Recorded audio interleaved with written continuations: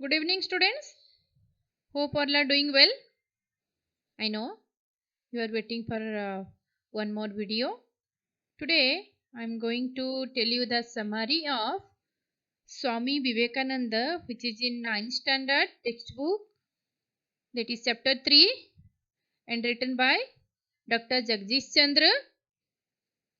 First, I'll give introduction about Dr. Jagdish Chandra. लेखक परिचय देख लीजिए. इस पाठ के लेखक डॉक्टर जगदीश चंद्र है. ये जो पाठ है इसको जगदीश चंद्र जी ने लिखे हैं. उन्होंने भारत के किशोर बालक बालिकाओं के समक्ष आदर्श प्रस्तुत करने के लिए अनेक महापुरुषों की जीवनियां लिखी हैं. इन्होंने भारत के जो किशोर बालक बालिका हैं, जो यंगर जनरेशन है, उन लोगों के सामने बहुत सारे महापुरुषों के जीवनी लिखी है. Many biography he has written. Just you will read and get influence and you will also start to do the work like that. शब्दार्थ देख लीजिए. घराना कुल, भ्रमण करना घूमना, प्रतिष्ठित प्रसिद्ध फेमस, धर्मपरायण धर्म का पालन करने वाला, सुडौल सुंदर आकार वाला गुड कंस्ट्रक्शन, रुचि आसक्ति इंटरेस्ट, व्याख्यान भाषण स्पीच, आदान प्रदान लेना देना गिविंग एंड टेकिंग, जिज्ञासा जानने की इच्छा इंटरेस्ट, तत्वज्ञान ब्रह्म ज्ञान द नॉलेज अबाउट गॉड, श्रोतागण सुनने वालों का समूह. श्रोतागण जैसे आप लोग मेरा वीडियो सुन रहे हैं, आप लोग श्रोतागण हैं. मुग्ध मोहित एट्रैक्टिव, मर्म भेद रहस्य, जताना बताना, ललकार चुनौती चैलेंज, परलोक सिधारना मरना डेथ. अभी हम कहानी की ओर बढ़ते हैं. ये बहुत ही रोचक है. ये कहानी स्वामी विवेकानंद को आप सभी जानते हैं. और ये जो कहानी है उनके बचपन के बारे में है पहले. उसके बाद उन्होंने क्या क्या किया था, एक संक्षिप्त कहानी है. उन्होंने जीवन में जो भी कुछ किया था, सभी चीज तो यहाँ पर नहीं है. जो भी कुछ दिया गया है वहां भी बहुत सारे जानकारी हम प्राप्त कर सकते हैं. अभी देखिए, पहले भारत के इतिहास में स्वामी विवेकानंद का नाम अमर है. स्वामी विवेकानंद का नाम भारतीय इतिहास में ये नाम अमर है. वो बहुत ही फेमस है. अभी तक हम में से कोई भी उनको भुला नहीं पाया है. इस वीर सन्यासी ने देश विदेश में भ्रमण कर भारतीय धर्म और दर्शन का प्रसार किया तथा समाज सेवा का नया मार्ग दिखाया. ये जो वीर सन्यासी है, ये सन्यासी इन्हें क्यों कहा जाता है? क्योंकि ये शादीशुदा नहीं थे, ये सांसारिक मोह से काफी दूर में थे, इसीलिए उन्हें सन्यासी कहा जाता है. देश विदेश में वो भ्रमण कर रहे थे और भ्रमण करके भारतीय धर्म का और दर्शन का प्रसार कर रहे थे. और Indian tradition, culture, Indian philosophy and the social work, everything he was giving a new idea to the people, not only in our country, in outside the country also. Swami Vivekananda का जन्म 12 जनवरी 1863 को कलकत्ते के एक कायस्थ घराने में हुआ था. तो उनका जन्म कहाँ पर हुआ था? He born on 12 January 1863 in the place of Calcutta and his family name was Kayasth. He belongs to the Kayasth family. उनके बचपन का नाम नरेंद्र देव था. उनका चाइल्डहुड नाम, his childhood name was Narendra Dev. उनके पिता श्री विश्वनाथ दत्त एक प्रतिष्ठित वकील थे. His father name was Vishwanath Datta and he was a famous lawyer. उनकी माता श्रीमती भुवनेश्वरी देवी धर्मपरायण महिला थी. His mother name was Bhuvaneshwari Devi and he was a traditional women. बालक नरेंद्र का शरीर स्वस्थ, सुडौल और सुंदर था. उनका जो शरीर है स्वस्थ था, है वो हेल्दी थे. सुडौल सुंदर दिखने वाले शरीर था उनका और दिखने में भी वो बहुत सुंदर थे. कुश्ती लड़ने, दौड़ लगाने, घुड़सवारी करने और तैरने में उन्हें बड़ा आनंद मिलता था. कुश्ती लड़ना दैट मीन्स रेसलिंग, दौड़ लगाने रनिंग रेस, घुड़सवारी हॉर्स राइडिंग और तैरना दैट मीन्स स्विमिंग. ये 3 चीजों में उनको बड़ा आनंद मिलता था। He was feeling more happy in this 4 things. वे संगीत एवं खेलकूद की प्रतियोगिताओं में भी भाग लिया करते थे। उनको संगीत में भी रुचि थी, वो गाना भी गाते थे और खेल कूद भी करते थे। बस करते नहीं थे, जब ये प्रतियोगिता होता था संगीत का और खेल कूद का, उसमें में भी वो भाग लिया करते थे। नरेंद्र आरंभ से ही पढ़ाई लिखाई में बड़े तेज थे। आरंभ से, बचपन से ही वो बहुत तेज थे पढ़ाई लिखाई में और बहुत इंटेलिजेंट थे। वे अपने स्कूल में सर्वप्रथम रहा करते थे। He was securing the first position in his school. Entrance परीक्षा में भी प्रथम श्रेणी में उत्तीर्ण हुए थे। He has given the entrance exam also to enter that college. There also he got the first rank. That much of intelligent person he was. BA की परीक्षा पास करने के बाद उन्होंने कानून का अध्ययन प्रारंभ किया।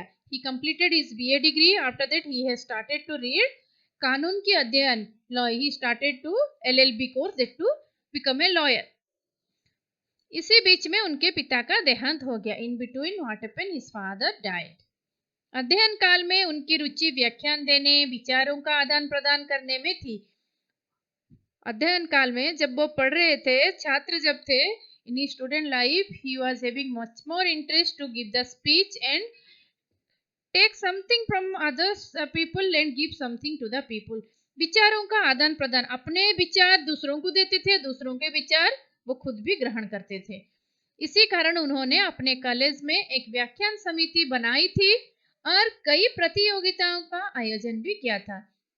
बस इसी के लिए वो अपने कॉलेज में एक व्याख्यान समिति बनाए थे और बहुत सारे प्रतियोगिताओं का आयोजन भी कर रहे थे। पाश्चात्य विज्ञान तथा दर्शन का भी उन्होंने अध्ययन किया था। उन्होंने पाश्चात्य विज्ञान का एवं दर्शन का भी अध्ययन किया था। दर्शन का मतलब है फिलोसफी। किशोरावस्था से ही नरेंद्र दार्शनिक एवं धार्मिक विचारों में तल्लीन रहते थे। किशोरावस्था in his when he was young, किशोरावस्था, वो दार्शनिक फिलोसफी में और ट्रेडिशन में बहुत ही महत्व देते थे और उसी में ही रिसर्च करते रहते थे। एक दिन नरेंद्र रामकृष्ण परमहंस के पास पहुंचे और अपनी जिज्ञासा उन्हें कहे सुनाई। One day what happened, he is reached near to Ramakrishna Paramahansa and he has given जिज्ञासा, जानने की जो इच्छा थी, उनको क्या क्या जानने की इच्छा थी, उनके मन में क्या क्या विचार है, क्या क्या प्रश्न है, सभी रामकृष्ण परमहंस को बताया। रामकृष्ण परमहंस ये सब उनसे सुने। उसके बाद रामकृष्ण परमहंस ने नरेंद्र को अपना शिष्य स्वीकार किया। After that he has decided Vivekananda will be the disciple of Ramakrishna Paramhansa. Swami Paramhansa के जीवन दर्शन से विवेकानंद इतने प्रभावित हुए थे कि उन्होंने अपने गुरु के संदेश का प्रसार करना चाहा। स्वामी परमहंस जीवन दर्शन में विवेकानंद के इतने प्रभावित हुए थे।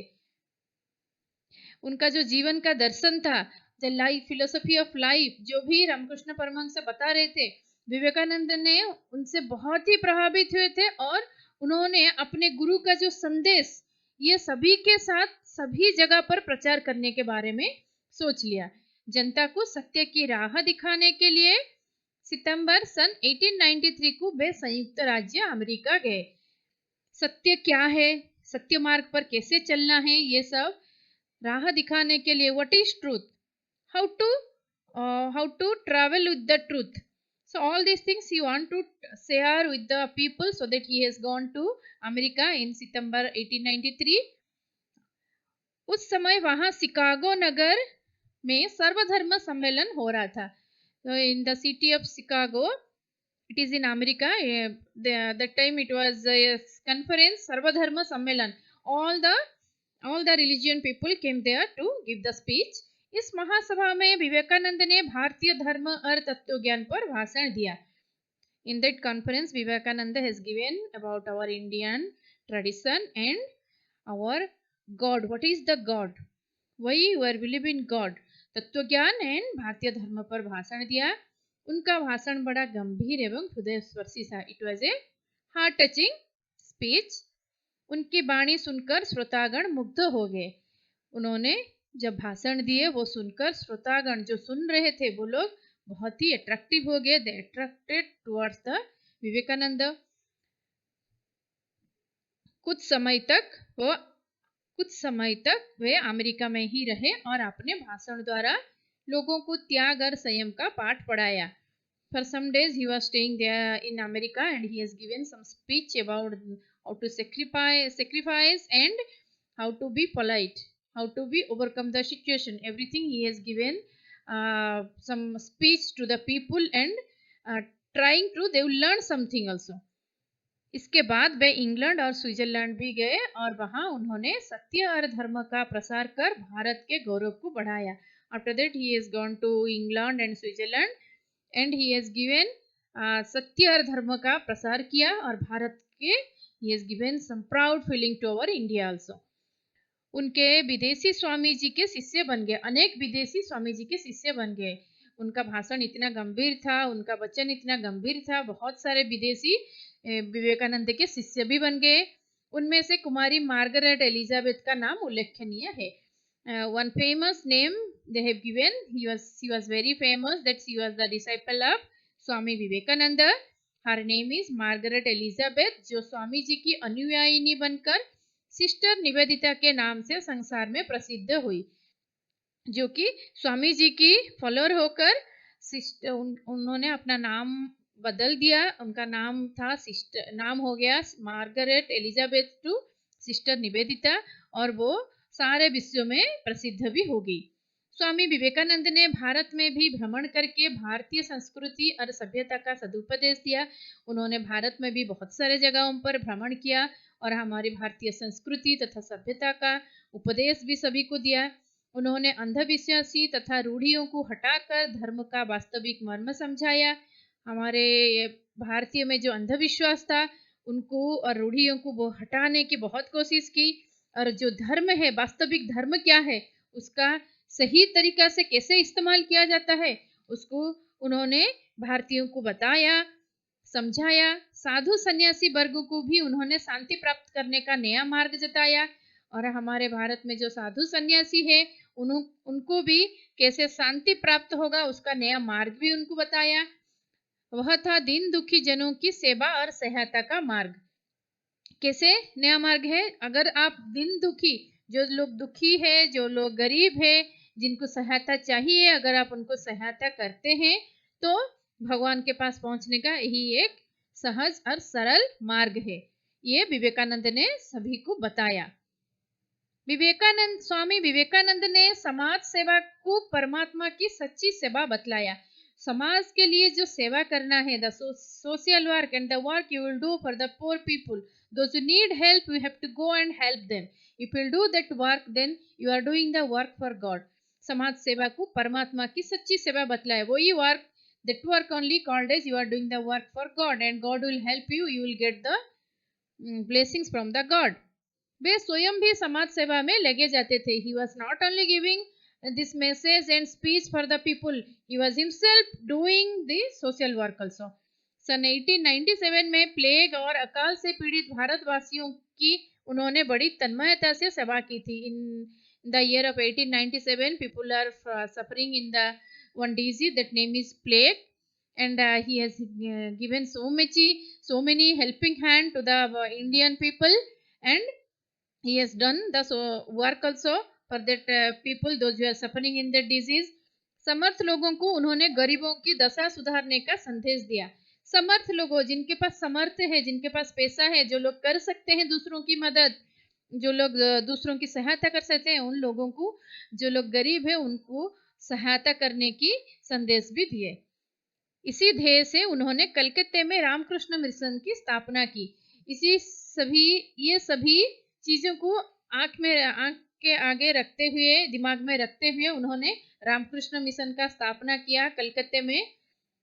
स्वामी जी ने अज्ञान, अशिक्षा, विदेशी अनुकरण, दास्य मनोभाव आदि के बुरे प्रभावों को बोध कराया। स्वामी जी ने जिनके पास ज्ञान नहीं था, अज्ञान थे, उनको अज्ञान से क्या होता है वो भी बताया। अशिक्षा, अगर आप शिक्षित नहीं हो तो क्या हो सकता है, शिक्षा प्राप्त करना चाहिए। विदेशी अनुकरण, विदेशी विदेशी चीज़ों को जो हमारे लिए सही नहीं है उसको क्यों अनुकरण कर रहे हैं, उसको क्यों फॉलो कर रहे हैं। दास्य मनोभाव, उसके पास सर्वेंट होकर काम करना आदि के ये सभी जो बुरा प्रभाव था हमारे देश में, ये सभी लोगों के मन में एक एहसास जताया ये सभी गलत है, इसको करना नहीं चाहिए। उन्होंने अपने भाषण द्वारा जनता के मन से हीनता की भावना को दूर भगाने का प्रामाणिक प्रयत्न किया। उन्होंने अपने भाषण द्वारा उन्होंने जो भाषण दिया उस भाषण से जनता के मन में जो हीन भावना था, जो धनी है वो गरीब लोगों को नहीं देखते थे, वो गरीब है हम हमको उनको नहीं दे सकते, उनके साथ बात नहीं कर सकते, जो उच्च जाति के हैं वो नीच जाति को छू नहीं सकते, ऐसे जो हीनता का भावना था मनुष्य के बीच में, उसको दूर करने का बहुत ही प्रयत्न किए हैं विवेकानंद ने। काफी देर तक वो सक्सेस भी रहे हैं। अपनी एक भाषण में उन्होंने कहा, प्यारे देशवासियों, वीर बनो और ललकार कर कहो कि मैं भारतीय हूँ। उन्होंने अपने एक भाषण में भारतवासियों को बोले थे, मेरे प्यारे देशवासियों, वीर बनो और ललकार कर कहो कि मैं भारतीय हूँ। अनपढ़ भारतीय, निर्धन भारतीय, ऊंची जाति का भारतीय, नीची जाति का भारतीय, सब मेरे भाई है। भारतीय का मतलब है सभी जो भारत में वास करते हैं, चाहे वो अनपढ़ हो, चाहे वो निर्धन हो, चाहे वो ऊंची जाति की हो, चाहे वो नीची जाति की हो, सब मेरे भाई है। उनकी प्रतिष्ठा मेरी प्रतिष्ठा है, उनका जो प्रतिष्ठा है वो मेरी प्रतिष्ठा है, उनका गौरव मेरा गौरव है, उनको जो भी गौरव प्राप्त होता है वो मेरा गौरव है, क्योंकि मैं भारतीय हूँ और वो सब मेरे भाई है। 4 जुलाई सन 1902 को स्वामी विवेकानंद परलोक सिधारे, उनका मृत्यु हो गया, लेकिन आज भी उनके कार्य और संदेश अमर है। आज भी उन्होंने जो कार्य किया था उनका कार्य आज भी अमर है। विवेकानंद का जो कार्य था वो आज भी अमर है और हम लोग उस कार्य को भी फॉलो कर रहे हैं। सभी को विवेकानंद का ये कहानी अत्यंत रोचक लगा होगा।